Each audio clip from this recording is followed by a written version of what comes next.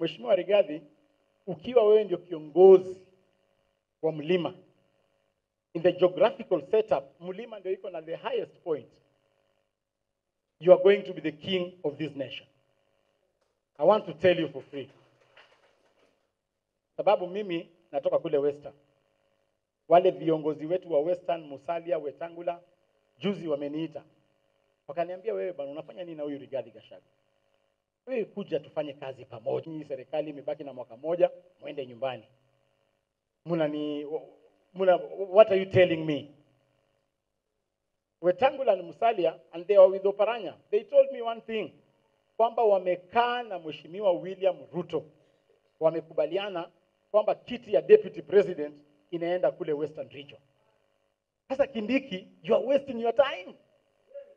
Wewe uko na kura 1,300 pale kwa kona. Na wale wameambia rais wako na sijui kura milioni ngapi? 136,000. Sasa wewe utakompete na Oparanya, Wetangula na Musalia. So they are wasting your time. Wanakutumia vile walitumia wale wabunge wa hapa mlima kuondoa mtoto wao na kupiga mtoto wao.